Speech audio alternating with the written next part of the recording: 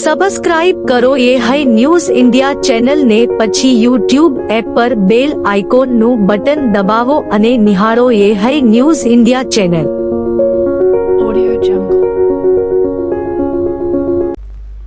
સમગ્ર વિશ્વ આજે વૈશ્વિક તાપમાન અને પ્રદૂષણ સામે ઝઝૂમી રહ્યો છે.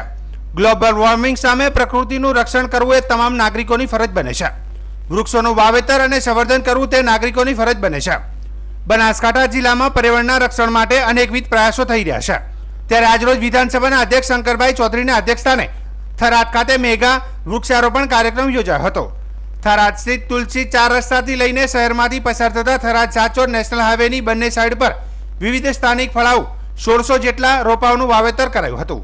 આ કાર્યક્રમમાં વિધાનસભાના અધ્યક્ષ શંકરભાઈ ચૌધરીએ જણાવ્યું હતું કે થરાદ વિસ્તારના નાગરિકોનો સંકલ્પ કર્યો કે થરાદ વિસ્તારમાં ફળાઉ રોપાનું વાવેતર કરીએ. આઇકોનિક રોડની શોભા વધે તથા વિસ્તારમાં ફળાઉ વૃક્ષોમાં વધારો થાય તે હેતુસર આજે વૃક્ષારોપણ કરાયું હતું. અહીંના વિસ્તારમાં સિઝનેબલ ફળ મળી રહે તેના માટે ખારેક, આંબા, જાંબુ, જામફળ, સીતાફળ સહિતના ફળાઓને છાયા માટે પીપળ જેવા વૃક્ષોનું રોપાઓનું વાવેતર કરાયું છે. વૃક્ષારોપણના સંકલ્પ સાથે આજે હજારો નાગરિકો અહીં જોડાયા છે અને હાઈવે પર 3 કિલોમીટર અંતર સુધી રોપાઓનું વાવેતર કરાયું છે. અધ્યક્ષ શ્રી શંકરભાઈ ચૌધરીએ જણાવ્યું કે પર્યાવરણનું રક્ષણ કરવું એ આપણા સૌની નૈતિક ફરજ છે. વૃક્ષો આપણને ઓક્સિજન આપે છે. ધરતીનો ખોરાક, ઝાડના પાંદડા તથા વરસાદ માટે પશુ, પક્ષી, મનુષ્ય સહિત જીવન સૃષ્ટિના આધાર માટે વૃક્ષો અગત્યના છે. વૃક્ષો જીવન આપવાનું કામ કરે છે. સૌ કોઈએ જાગૃત બનીને આવનાર પેઢીના સંરક્ષણ માટે આજે વૃક્ષોનું વાવેતર અને સંવર્ધન કરવું જોઈએ, જેનાથી આવનાર પેઢી પર્યાવરણ સાથે તાલ મિલાવી શકે છે. તેમણે જિલ્લાના નાગરિકોને વધુમાં વધુ વૃક્ષારોપણ કરવા આહવાન કર્યું હતું. થરાદ ખાતે બનાસકાંઠા સામાજિક વનીકરણ વિભાગ, નગરપાલિકા, બનાસ ડેરી, થરાદ નગર અને તાલુકાની સ્વયંભૂ સંસ્થાઓના સહયોગ થકી 1600 જેટલા રોપાઓનું વાવેતર કરાયું છે. આ કાર્યક્રમમાં મેડિકલ એસોસિએશન, લાયન્સ અને રોટરી ક્લબ, સ્વાધ્યાય પરિવાર, થરાદ વેપારી એસોસિએશન અને લોક ભાગીદારી થકી બહોળી સંખ્યામાં નાગરિકો જોડાયા હતા. આપણા થરાદના નગરજનોએ, આપણા થરાદ શહેર અને તાલુકાના નગરજનો અને તાલુકાના પ્રજાજનોએ ભેગા થઈને એક સંકલ્પ કર્યો કે આપણા હાઈવેની બંને બાજુ ફળાવ ઝાડ એ વાવીએ. 5-7 વર્ષ પછી કોઈ પણ માણસ અહીંથી નીકળતો હોય ત્યારે એ ફળ ખાઈ શકે. અને આવો એક સરસ મજાનો આઇકોનિક રોડ બન્યો છે તો તેની એક શોભા પણ બને, આપણા થરાદનું ગૌરવ બને, આપણા ગામની શોભા બને. અને કોઈ ભૂખ્યું માણસ હોય તો એ ભૂખ્યું ન રહે. કોઈ માણસ દરેક સિઝનના ફળ એને મળી રહે એટલા માટે અલગ અલગ ફળ સાથે જાંબુ, ખારેક, દાડમ, જામફળ, અલગ અલગ ફળાઉ ઝાડ સાથે છાયાના ઝાડ પણ પીપળ જેવા વૃક્ષોનું વાવેતર કરવાનું નક્કી કર્યું. અને હું આભારી છું તમામ પ્રજાજનોનો, અનેક સંસ્થાઓનો કે તેમણે સૌએ સાથે મળીને, અમારા સૌ આગેવાનોનો કે બધાએ ભેગા થઈને આ સંકલ્પ કર્યો. અને સંકલ્પની અંદર અત્યારે હજારોની સંખ્યામાં પ્રજાજનો જોડાયા છે. લગભગ 2 કિલોમીટર કરતાં વધારે લાંબી લાઈન આ બાજુને આમ જઈએ તો લગભગ 3 કિલોમીટર કરતાં પણ વધારે બંને બાજુ થઈને થશે. એ આખા રસ્તા ઉપર પ્રજાજનો સરકારી તંત્રની સાથે મળીને આ કામને આગળ વધારી રહ્યા છે. સાહેબ, પર્યાવરણ બાબતે લોકોને શું સંદેશ આપો? આપણે બધાનું કર્તવ્ય છે. પર્યાવરણનું રક્ષણ કરવું એ તમારી ને મારી બધાની ફરજ છે. આપણે હવામાંથી ઓક્સિજન લઈએ છીએ, પ્રાણવાયુ લઈએ છીએ, એ વૃક્ષો આપે છે. વૃક્ષના પાંદડા થકી થાય છે. આપણાને જે ખોરાક મળે છે ધરતીમાંથી, તો ધરતીનો ખોરાક ઝાડના પાંદડા છે. તો ધરતી માતાનો ખોરાક પણ ઝાડના પાંદડા હોય. ડાયરેક્ટ રીતે પણ આપણને ઓક્સિજન મળતો હોય, ફળ પણ મળે. પંખી, મનુષ્ય, પ્રાણી બધા માટે જીવનનો આધાર એ વૃક્ષો છે. વધુ વરસાદ લાવવા માટે પણ વૃક્ષ જરૂરી છે. તો આપણે સદેહ જ આ કામને કરવું પડે. આપણે જાણકારી હોય છે પરંતુ જાગૃત નથી હોતા. આપણે જાગૃત પણ થવું પડે, માત્ર જાણકારી નહીં. જાણકારી છે તો જાગૃત થઈને આવતી પેઢી, આપણી નવી પેઢી છે, તેને પણ પ્રાણવાયુ જોશે, તેને પણ જીવન જોશે. તો જીવન આપવાનું કામ વૃક્ષો કરે છે. તો વૃક્ષ બચાવવાનું કામ, વૃક્ષ વાવવાનું કામ, વૃક્ષના સંવર્ધનનું કામ આપણે કરવું પડે. આની અંદર જ આપણે પરમાત્માનું સ્વરૂપ જોઈએ. છોડની અંદર જ આપણે રણછોડ જોઈએ અને આ ઝાડની અંદર આપણે નારાયણનો અવતાર જોઈએ. શ્રાવણ મહિનો છે, ભોલાનાથને સાચી આરાધના કરી પણ આ વૃક્ષો થકી જ કહેવાય. સાહેબ, બનાસ ડેરી દ્વારા લાખો વૃક્ષો અત્યારે ડેરીએ પહોંચાડવામાં આવ્યા છે. લોકો એ વૃક્ષ લઈ જાય છે પરંતુ ઘરે જઈને મૂકી દે, એવા લોકોને શું સંદેશ આપશો? મારી પ્રાર્થના છે, છેલ્લા 10 વર્ષથી જે અભિયાન કર્યું અને જે ફળાઉ ઝાડ લઈ ગયા અને વાવ્યા છે, તો આજે આંબા આપણા જિલ્લાની અંદર પહેલાં કેરીઓ નહોતી થતી, અત્યારે કેરીઓ થઈ ગઈ, અત્યારે જાંબુ પણ થઈ ગયા છે, અત્યારે ચંદનના ઝાડ પણ થઈ ગયા છે, જામફળ પણ થાય છે, હવે તો દ્રાક્ષ પણ લોકો વાવવા માંડ્યા છે, દાડમ પણ આપણે ત્યાં થાય છે. તો આ જે અહીંથી આપે છે 100% વાવેતર થવું જોઈએ અને 100% એનું વાવેતર થાય, 100% એને પોષણ થાય, બાળકની જેમ ઝાડને છોડને ઉછેરીએ તો આવનારી પેઢી એના ફળ ખાઈ શકશે. નમસ્કાર મિત્રો, પર્યાવરણ, ક્લાઇમેટ ચેન્જ સમગ્ર દેશ અને દુનિયાનો ચિંતાનો વિષય છે. આજે થરાદ નગરને આંગણે થરાદના લોકલાડીના ધારાસભ્ય અને ગુજરાત વિધાનસભાના અધ્યક્ષ આદરણસિંહ ચૌધરીભાઈ સાહેબના માર્ગદર્શન તળે એમને આજે વૃક્ષારોપણનો કાર્યક્રમ નેશનલ હાઈવે ઉપર પાણીના ટાંકાથી બનાસ ડેરી સુધી રાખ્યો છે.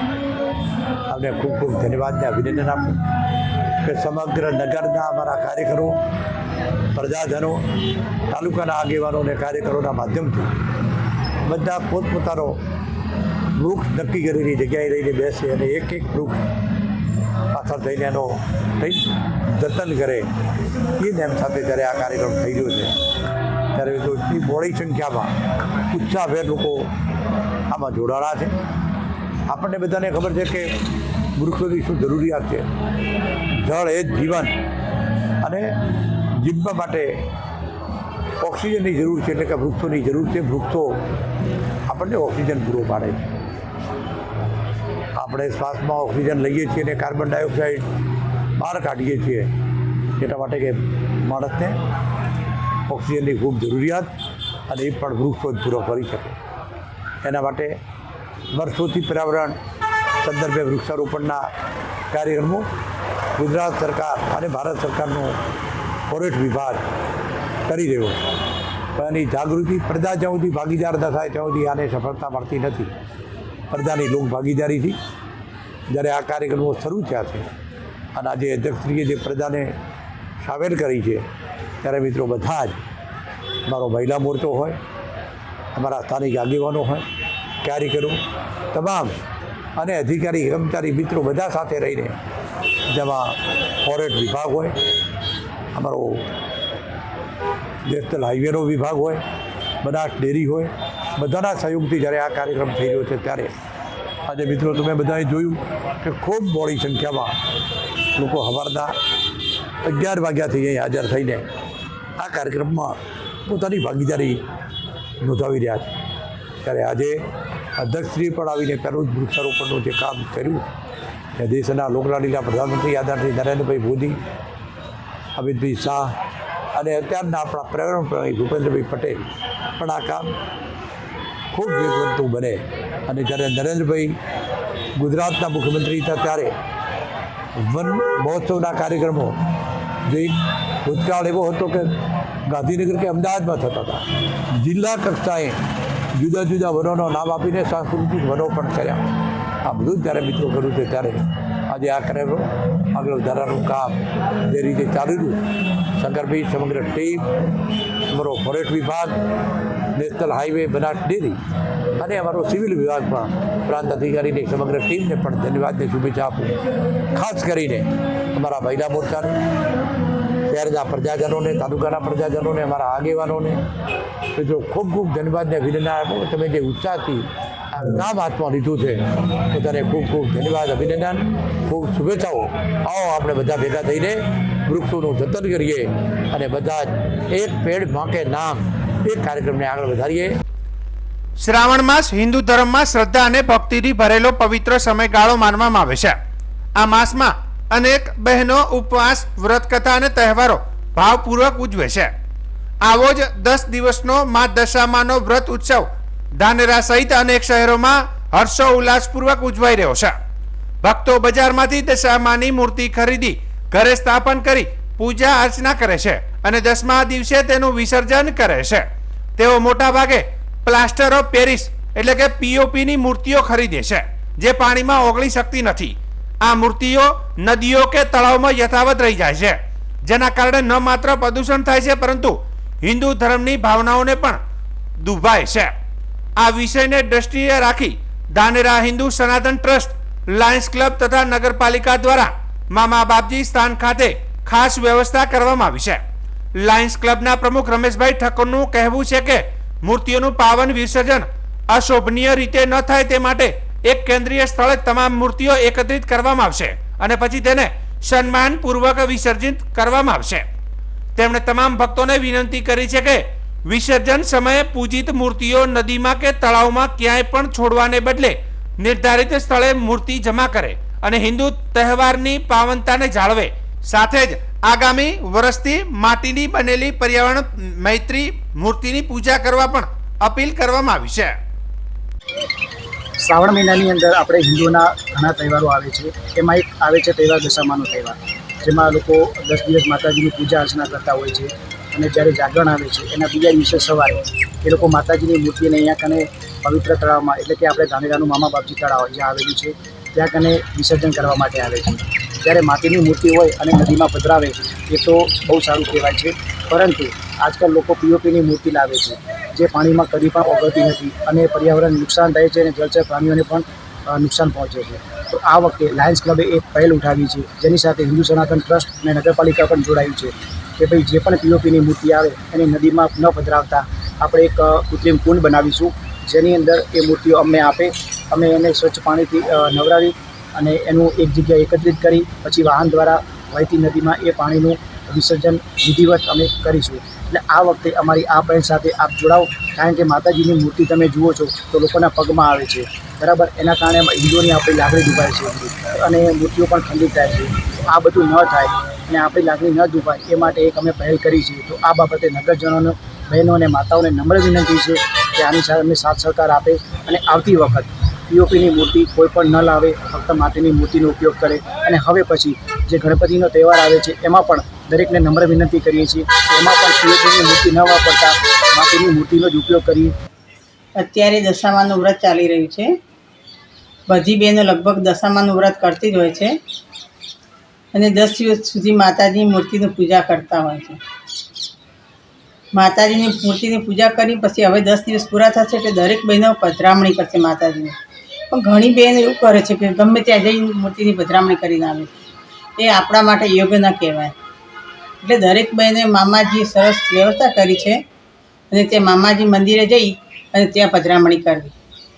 ત્યાં આગળ પેલા લાયન્સ ક્લબવાળા ભાઈઓ છે ને એમને સારી વ્યવસ્થા કરી છે. ત્યાં દરેક બહેનો જ્યાં ત્યાં ના મૂકવી અને ત્યાં મામાજીની મંદિરે મૂકવી.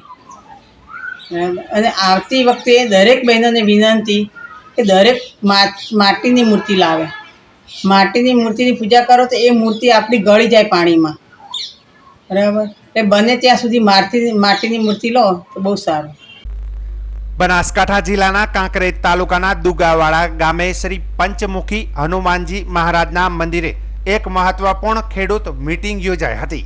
આ મીટિંગ ખેડૂત આગેવાન અમરાભાઈ ચૌધરીની આગેવાની હેઠળ યોજાઈ હતી, જેમાં કાંકરેજ, દિયોદર, લાખણી અને ભાભર તાલુકાના અંદાજિત 150 થી વધુ ખેડૂતોએ હાજરી આપી હતી. મીટિંગમાં કોંગ્રેસના પ્રદેશ ઉપાધ્યક્ષ ભરતભાઈ કરણ પાલનપુર, આમ આદમી પાર્ટીના ધાનેરાના મંત્રી કાળુભાઈ તરક, શંકરભાઈ ચૌધરી અને નવીનભાઈ ચૌધરી ખોડા, અરડુવાડાના યુવા પ્રમુખ અને સરપંચ વાલજીભાઈ ઠાકોર તેમજ રણાવાડાના સરપંચ વશરામભાઈ જોશી સહિત અનેક આગેવાનો હાજર રહ્યા હતા. મીટિંગ દરમિયાન સરકારે ભારતમાળા એક્સપ્રેસ હાઈવેના જમીન સંપાદનમાં જંત્રી મુજબ ઓછું વળતર આપ્યું હોવાનો આક્ષેપ ખેડૂતો દ્વારા થયો હતો. ખેડૂતોનું કહેવું છે કે તેમની જમીન માટે યોગ્ય વળતર મળતું નથી. આવી દશામાં જીવિકાના સાધનો ખૂટી રહ્યા છે. અત્રે નોંધનીય છે કે પૂર્વ સંસ્કૃત સેલના ભાજપ કન્વીનર અને સાહિત્યકાર ડુંગરાભાઈ સુથારે પણ ભાજપ પર નિરાશા વ્યક્ત કરી હતી અને પોતાનું રાજીનામું જાહેર કર્યું હતું. તેમણે જણાવ્યું હતું કે વડાપ્રધાન નરેન્દ્ર મોદી માટે લખેલા ગીતોની અવગણના થતા તેમને હતાશા અનુભવી. મીટિંગ પછી ભક્તિ સ્થળ પરથી ખેડૂતો રેલીના સ્વરૂપમાં કાંકરેજ મામલતદાર કચેરીએ પહોંચ્યા હતા અને મામલતદાર VM પટેલને આવેદનપત્ર આપ્યું હતું. આવેદનમાં સ્પષ્ટ કહ્યું હતું કે જો યોગ્ય વળતર નહીં મળે તો જલ્દી આંદોલન શરૂ કરવામાં આવશે અને ખેડૂતોએ ગાંધીનગર સુધી રેલીની ચીમકી પણ ઉચ્ચારી હતી. હવે આ મુદ્દે તંત્રને સરકાર ક્યારે યોગ્ય પગલું ભરે છે જે જોવાનું રહેશે, પરંતુ હાલમાં તો કાંકરેજ પંથકમાં આ મુદ્દે રાજકીય તાપમાન વધી રહ્યું છે. આજે આખા કાંકરેજ તાલુકાના સાથે સાથે તમામ ખેડૂતો મળી અને અમારી વેદના માટે અમે ખૂબ રજૂઆતો કરી, પણ સરકારશ્રીએ અમારું સાંભળ્યું નહીં. એના અનુસંધાને અત્યારે આપણા મામલતદાર સાહેબશ્રીને કાંકરેજ આવેદનપત્ર આપ્યું છે. સાથે સાથે રેલી સ્વરૂપે મોટી સંખ્યાની અંદર ખેડૂતો આવી અને આવેદનપત્ર આપેલું છે. અમે સરકારશ્રીને કહેવા માંગીએ છીએ કે જે તમે સંપાદન ભારતમાલા રોડની અંદર ખેડૂતોનો કર્યું છે જમીનનો, એની અંદર એને વાળા ખેડૂતોને જે ઉદ્યોગપતિઓની ભાગીદારીમાં કરેલ છે એમને ઊંચું વળતર આપેલું છે. એટલે કે મીટરના 5,000 કે 4500 રૂપિયા આપેલા છે અને મારા ખેડૂતને ફક્ત 20 થી 22 રૂપિયા મીટરનો ભાવ આપેલો છે. અમે સરકારશ્રીને કહેવા માંગીએ છીએ કે તાત્કાલિક આ એવોર્ડો રદ કરી અને નવી જંત્રી અને જેવી રીતે એને કરેલો હોય એવી રીતે મારા ખેડૂતોને વળતર મળવું જોઈએ. અમે સરકારશ્રીને કહેવા માંગીએ છીએ કે ટૂંક સમયની અંદર ખેડૂત લક્ષી નિર્ણય લઈને તો આવતા સમયની અંદર બનાસકાંઠાના તમામ ખેડૂતો સાથે મળી અને પાલનપુર એક મહારેલીનું આયોજન કરશે અને આનું પરિણામ સરકારને ભોગવવું પડશે. આની જવાબદારી સરકારની રહેશે અને આવતા સમયની અંદર પાલનપુરમાં જો અમારી હિત માટે યોગ્ય નિર્ણય નહીં લે તો ગાંધીનગર સુધી પણ જતા વાર નહીં લાગે. એટલે સરકાર ખેડૂત લક્ષી નિર્ણય લે એવી અમારી ખેડૂતોની માંગણી છે. બનાસકાંઠા જિલ્લાના થરાદ તાલુકાના બુઢણપુર ગામે રામદેવ પીરની પદયાત્રા માટે વિશેષ સેવા કેમ્પનો આરંભ કરવામાં આવ્યો છે. યાત્રાળુઓને રહેવા, જમવા અને આરામ કરવા માટે યોગ્ય વ્યવસ્થાઓ સાથે આ કેમ્પનું આયોજન કરવામાં આવ્યું છે, જે 1 મહિના સુધી સતત ચાલશે. આ કેમ્પનું સંચાલન ગ્રામજનો અને યુવાનોના સહયોગથી સ્વૈચ્છિક રીતે કરવામાં આવી રહ્યું છે. ગામના લોકો દ્વારા સેવા ભાવના સાથે યાત્રાળુઓને સુવિધાજનક માહોલ આપવાનો પ્રયાસ કરવામાં આવ્યો છે. આ પ્રસંગે સ્થાનિક યુવાનો અને સેવાભાવી સંગઠનો પણ જુસ્સાભેર જોડાયા છે, જેથી યાત્રાળુઓએ કોઈપણ પ્રકારની અડચણ ન આવે અને તેઓની યાત્રા સરળ અને સુખદ બની રહે. બુઢણપુર ગામે રામદેવ પીર પદયાત્રા સેવા કેમ્પ તરીકે આયોજન કરેલ છે. ધર્મપ્રેમી યાત્રુઓને રહેવા માટેની સગવડ, જમવા માટેની સગવડ અને નાસ્તાની સગવડ અને ચા પાણીની સગવડ રાખેલ છે. બુઢણપુર ગામે રામદેવ પીર યાત્રા સેવા કેમ્પમાં અમારા બુઢણપુર ગામમાં સેવા કેમ્પમાં આવતા ધર્મજમી પ્રમાણે અમે તેમને રહેવા માટેની અને જમવા માટેની વ્યવસ્થા, સુવા માટેની વ્યવસ્થા તેમને કરી આપીએ છીએ અને નાવા ધોવાની પણ વ્યવસ્થા અહીં કરેલ છે. બનાસકાંઠા જિલ્લાના થરાદ તાલુકાના કોઠી ગામ ખાતે આજરોજ એક ગંભીર અકસ્માત સર્જાયો હતો. ખેતરો જવાના રસ્તા પર ટ્રેક્ટર પલટી જતા ટ્રેક્ટર પર સવાર લોકોને ઈજાઓ થઈ હતી. ઘાયલોને તાત્કાલિક સારવાર માટે હોસ્પિટલમાં ખસેડવામાં આવ્યા હતા. કોઠી ગામના રહેવાસી ખેમજીભાઈ જગાભાઈ પટેલનું ટ્રેક્ટર પોતાના પરિવાર સાથે ખેતરમાં કામ કરતા ભાગીદાર સાથે ટ્રેક્ટરમાં પોતાના ખેતર તરફ જઈ રહ્યા હતા. તે દરમિયાન ટ્રેક્ટરમાં ખેમજીભાઈની પત્ની અને તેમના 2 બાળકો પણ સવાર હતા.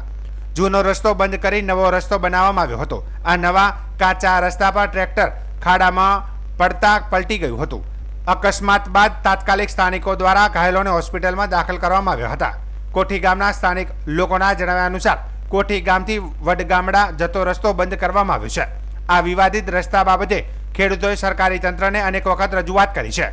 ખેડૂતોએ પંચાયત, તાલુકા પંચાયત, મામલતદાર અને પ્રાંત કચેરીમાં વારંવાર રજૂઆત કરી છે, પરંતુ કોઈ નિર્ણય ન આવતા આવી ઘટના બની છે.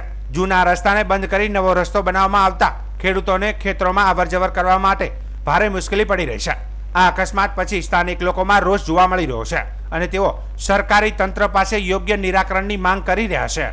1/8/2025 રોજ સવારના 11 વાગ્યાનો સમય છે અને રસ્તો જે જૂનો રસ્તો હતો 100 વર્ષ પહેલાંનો એને દલિત સમાજ દ્વારા બંધ કરવામાં આવ્યો છે અને જે નવા રસ્તાનું નિર્માણ કર્યું હતું એની બાજુમાં એક મોટી ખીણ ખાઈ હતી, છતાં પણ અમારા કહેવાથી એ રસ્તો એમણે ચાલુ ન રાખ્યો અને બંધ કરી દીધો. અત્યારે આજ રોજ સવારમાં એક બાળક હતું, 4 વર્ષની છોકરી હતી, એની મમ્મી હતી અને ભાગીદાર જે આપણા ખેતરમાં ભાગીયા તરીકે રાખીએ છીએ દેસાઈ હતો અને એ 3 ખેતરે જતા હતા. જે 4 જણા હતા અને એ ખેતરે જતા હતા. જે એમના પતિ ખેમજીભાઈ જગાભાઈ પટેલ કે જેઓએ આકસ્મિક રીતે એકદમ ટ્રેક્ટર પલટી મારી અને આમ તો રસ્તો વારંવાર તૂટતો હતો, અત્યારે વરસાદના કારણે બહુ વધુ તૂટી ગયો છે છતાં કોઈ સરપંચ દ્વારા સમારકામ કરવામાં નથી આવ્યું અને અત્યારે આ ઘટના ઘટી છે. અત્યારે હોસ્પિટલ ઇમરજન્સી 108 બોલાવીને દાખલ કરવા પડ્યા અને આવી ઘટના ઘટી છે. અમે વારંવાર સરકારશ્રીને રજૂઆત કરી છે, મામલતદારને રજૂઆત કરી છે, કલેક્ટર સાહેબને, જાની સાહેબને રજૂઆત કરી છે, છતાં કોઈ પણ આનું સોલ્યુશન થયું નથી અને દલિતો વારંવાર ઉશ્કેરાઈ અને આક્રમણ કરે છે, રસ્તો ખુલવા દેતા નથી અને અમને હેરાન કરે છે. હવે મીડિયાના માધ્યમથી હું કહું છું કે અમારે ચાલવું તો ક્યાં ચાલવું એમ. આ બધા આવ્યા છે તો એમને નિર્ણય લેવા માટે બોલાય છે કે કેવી રીતે શું કરવું. બસ. રાજ્યમાં વરસાદ અંગે હવામાન વિભાગે આગાહી કરી છે કે આગામી 7 દિવસ રાજ્યમાં હળવાથી મધ્યમ વરસાદની સંભાવના છે. મોન્સૂન ટ્રફ હવે શ્રીગંગાનગર, રોહતક, શાહજહાંપુર, ગોરખપુર, દરભંગા, શાંતિ નિકેતન, કેનિંગ અને ત્યાંથી દક્ષિણ પૂર્વમાં ઉત્તર પૂર્વ બંગાળની ખાડીમાં પસાર થાય છે. હવામાન વિભાગે ખાસ કરીને માછીમારોને 4 અને 5 ઓગસ્ટના રોજ દરિયો ન ખેડવાની સૂચના આપી છે, કારણ કે આ સમયગાળા દરમિયાન 40 થી 50 કિલોમીટર પ્રતિ કલાકની ઝડપે પવન ફૂંકાવાની શક્યતા છે. રાજ્યમાં અત્યાર સુધી સામાન્ય કરતાં વધુ 471.1 મિલીમીટર વરસાદ નોંધાઈ ચૂક્યો છે. હવામાન વિભાગના ડાયરેક્ટર ડોક્ટર A.K. દાસે ઓગસ્ટ અને સપ્ટેમ્બર મહિના માટે પૂર્વાનુમાન વ્યક્ત કરતા જણાવ્યું કે ઓગસ્ટ મહિનાના પ્રથમ 2 સપ્તાહમાં વરસાદની ગતિ ધીમી રહેશે. આગામી દિવસોમાં મોન્સૂન ટ્રફ ઉત્તર દિશા તરફ પસાર થશે, જેના કારણે ઓગસ્ટ મહિનામાં રાજ્યમાં સામાન્ય વરસાદ નોંધાવાની શક્યતા છે. સામાન્ય રીતે ઓગસ્ટ અને સપ્ટેમ્બરમાં 453.8 મિલીમીટર વરસાદ હોય છે, જ્યારે સૌરાષ્ટ્ર અને કચ્છમાં આ સમયગાળામાં 250 મિલીમીટર વરસાદ નોંધાય છે. જો કે આ વર્ષે ઓગસ્ટ અને સપ્ટેમ્બરમાં સામાન્ય કરતાં પણ વધુ વરસાદ નોંધાશે તેવી આગાહી પણ કરવામાં આવી છે. અમદાવાદમાં પણ ગાજવીજ સાથે હળવા વરસાદી ઝાપટા પડી શકે છે અને મહત્તમ તાપમાન 30.7 ડિગ્રી સેલ્સિયસ રહેશે તેમ જણાવ્યું છે. आज का जो फोरकास्ट है 1 तारीख से लेकर 1 अगस्त से लेकर 7 अगस्त तक कोई भारी वर्षा की संभावना का पूर्वानुमान नहीं दिया गया है, लेकिन जो अनेक स्थानों में हल्का से मध्यम बरसात का संभावना रहेगा राज्यों में. और जो फिशरमैन वार्निंग है इसमें हमारा 4 अगस्त और 5 अगस्त के लिए दिया गया है. स्क्वाली वेदर के साथ 40 to 50 किलोमीटर प्रति घंटा जो हवा का गति रहेगा, उसमें गास्टिंग रहेगा 60 किलोमीटर प्रति घंटा में गास्टिंग विंड स्पीड रहेगा. और अहमदाबाद और आसपास क्षेत्रों के लिए आज हल्का से मध्यम बरसात का पूर्वानुमान है थंडर शावर के साथ. और राज्यों में जो अभी बारिश का स्थिति है इसमें 471 mm बारिश हुआ है, जो कि नॉर्मल है 380.9 mm, 24% अबव नॉर्मल से 24% अबव नॉर्मल हुआ है. अभी हमारा जो आज का लॉन्ग रेंज फोरकास्ट कल IMD की तरफ से इशू हुआ है, इसमें हमारा राज्यों का जो स्थिति है इसमें रिमेनिंग जो पीरियड है अगस्त और सितंबर, इसमें अबव नॉर्मल रेनफॉल रहने का पूर्वानुमान दिया गया है. इसमें जो स्टेटस है जो गुजरात रीजन जो हमारा मेड सब डिवीजन है, इसमें अबव नॉर्मल जो क्वांटिटी है क्वांटिटेटिवली 119% अबव होने का पूर्वानुमान है प्रोबेबिलिस्टिकली. और नॉर्मल वैल्यू जो है रेनफॉल की इस पीरियड में अगस्त और सितंबर की लॉन्ग पीरियड एवरेज है 453.8 mm. जो अगस्त महीने का बारिश का पूर्वानुमान है इसमें नॉर्मल रहने का पूर्वानुमान है गुजरात राज्यों में और सौराष्ट्र कच्छ में भी. दोनों क्षेत्र में पूरा सीजन के लिए अबव नॉर्मल रहेगा दोनों क्षेत्रों में. और जो अगस्त महीना है इसमें नॉर्मल रहने का पूर्वानुमान है. सौराष्ट्र कच्छ में जो अगस्त और सितंबर का पूर्वानुमान है इसमें अबव नॉर्मल का जो क्वांटिटेटिवली ग्रेटर देन 130% बोला गया है, जो नॉर्मल है 250 mm. और अगस्त महीने का 63 to 137% सौराष्ट्र कच्छ के लिए. और गुजरात के लिए अगस्त महीने के लिए 79 to 121% का रेंज में रहेगा. और अभी जो हमारा एक्सटेंडेड रेंज फोरकास्ट है इसमें एक इंडिकेशन आई हुए है. हमारे जो 4 वीक के लिए फोरकास्ट होता है इसमें फर्स्ट वीक का तो हमने फोरकास्ट अभी बोला है, और सेकेंड वीक जो 7 to 13 अगस्त का फोरकास्ट है इसमें मानसून ट्रफ का पोजीशन जो है नॉर्मल से नॉर्दर्न डायरेक्शन में रहेगा, तो इसके कारण हमारे राज्य में बारिश का संभावना थोड़ा कम हो जाएगी. सर अभी क्या सिस्टम है ये 7 दिन के? अभी मानसून ट्रैप का जो पोजीशन है नॉर्मल है, श्री गंगानगर होते हुए रोहतक, शाहजहानपुर, गोरखपुर, डाल्टनगंज, शांति निकेतन, देन कैनिंग होते हुए north east bay of Bengal तक विस्तृत है। सर अगस्त महीने में कोई भारी बारिश की संभावना दिखाई देती है? अभी हमारे जो लॉन्ग रेंज फोरकास्ट है इसमें तो अबव नॉर्मल पूर्वानुमान है। अभी एक सप्ताह तो भारी बरसात के पूर्वानुमान नहीं है, आने वाला दिन में देखते हैं। सेकेंड वीक भी हमारा 7 to 13 अगस्त तक तो हमारे जो एक्सटेंडेड रेंज फोरकास्ट है इसमें मानसून ट्रैप की पोजीशन थोड़ा नॉर्थवर्ड है। सर હવે વરસાદના કેટલા રાઉન્ડ આવશે? वरसाद के कितने राउंड आएंगे? अभी हमें आगे अपडेट करेंगे। अहमदाबाद के लिए आज पूर्वानुमान लाइट टू हल्का से मध्यम बरसात ठंडा शॉवर के साथ। બનાસકાંઠા જિલ્લાના ડીસાના જીઆઈડીસી વિસ્તારમાં માત્ર 10 દિવસના ગાળામાં ફરી એકવાર ચોરીનો બનાવ સામે આવ્યો છે। આ ઘટનાથી સ્થાનિક વેપારીઓમાં ભયનો માહોલ ફેલાયો છે। તસ્કરોએ 2 ગૃહ ઉદ્યોગ અને એક પાર્લરને નિશાન બનાવી રૂપિયા 1.15 લાખથી વધુના મુદ્દામાલની ચોરી કરી છે। આ ઘટનાએ પોલીસના નાઇટ પેટ્રોલિંગ પર સવાલો ઊભા કર્યા છે। ચોરીની આ ઘટના ડીસાના જીઆઈડીસી વિસ્તારમાં આવેલા પ્રભુ ગૃહ ઉદ્યોગ અને રત્ન એન્ટરપ્રાઇઝમાં બની હતી। આ બંને એકમો સાબુ અને ડિટર્જન્ટ પાવડરનું ઉત્પાદન કરે છે। તસ્કરોએ બંને એકમના શટર તોડીને અંદર પ્રવેશ કર્યો હતો। ઓફિસના દરવાજા તોડીને ડ્રોવરમાંથી રૂપિયા 1 લાખથી વધુની રોકડ રકમ ચોરી કરી લીધી હતી। આ ઉપરાંત બાજુમાં આવેલા એક પાર્લરમાંથી પણ તસ્કરોએ 15,000 રોકડા અને સિગારેટના પેકેટો લઈ ગયા હતા અને ચોરી કરતા પહેલા કે પછી તસ્કરોએ પાર્લરમાંથી થમ્સઅપ અને વેફરની મિજબાની માણી હતી। ગત 22 જુલાઈના રોજ ડીસા હાઈવે વિસ્તારમાં 5 દુકાનોના તાળા તૂટ્યા હતા। ત્યારબાદ 10 જ દિવસમાં બીજી ચોરી છે। આ કારણે પોલીસના રાત્રિ પેટ્રોલિંગની કામગીરી પર ગંભીર સવાલો ઊભા થયા છે। વેપારીઓનો આક્ષેપ છે કે પોલીસની ઢીલી કામગીરીના કારણે તસ્કરો બેફામ બન્યા છે। ડીસા દક્ષિણ પોલીસે આ મામલે ફરિયાદ નોંધીને ચોરોને ઝડપી પાડવા માટે તપાસનો ધમધમાટ શરૂ કર્યો છે। તેમ છતાં વેપારીઓમાં આશંકા અને ભયનું વાતાવરણ પણ જોવા મળી રહ્યું છે। પ્રભુ ગૃહ ઉદ્યોગ નામની અમારી ફેક્ટરી જીઆઈડીસીમાં પ્લોટ નંબર 30માં આવેલી છે, જે ગઈકાલે રાત્રે અમે રાબેતા મુજબ 7 વાગ્યાની આસપાસ વસ્તી કરીને ઘરે ગયા અને રાતના ટાઈમે એના પછીના ટાઈમે રાતે કયા ટાઈમે ચોરી થઈ કોઈ અંદાજ નથી, પણ સવારે 7 વાગે અમારા માણસો આવ્યા ને એમનો ફોન આવ્યો કે સેઠ કે શટરના તાળા તૂટેલા છે અને શટર અંદર અમે ગયા નહીં, કોઈ એ પણ ન ગયા, ન અમે ગયા। પછી પોલીસને જાણ કર્યા પછી પોલીસના માણસો આવ્યા, એમની સાથે અમે અંદર ગયા તો ઓફિસનો પણ લોક ખુલ્યો હતો અને ઓફિસનો ડ્રોવરનો ખુલ્યો હતો, જેની અંદર અંદાજિત લાખ રૂપિયા આસપાસની કેશ હતી। જે કેશ હતી નહીં એની અમે પોલીસને પણ જાણ કરી છે અને પોલીસ મને વિનંતી છે કે રાત્રિ દરમિયાન અહીં પેટ્રોલિંગ જીઆઈડીસી વધારે, કારણ કે નાના વેપારી અમે ગૃહ ઉદ્યોગ ચલાવવાવાળા જો લાખ રૂપિયાની કેશો જતી રહે તો અમારા ભાગમાં શું વધે આવી મોંઘવારીમાં। મારું નામ મદનલાલ ઘનશ્યામદાસ, મારો બાબુ ચલાવતો હતો રાણુભાઈ। ઘટના બની સાહેબ, રાતે અમે દુકાન વધાઈ ગયા હતા તો શટરનો તાળો તૂટેલો હતો અને ઉપરથી પથ્થરો તોડીને માય પી ગયા માણસો। 15,000 રૂપિયા કેશ અને બીજો માલ લઈ ગયા, સિગરેટનું પેકેટ, થમ્સઅપ ને એવું, વિમલ, જાફરી, તાનસન અને એવું બધું લઈ ગયા છે।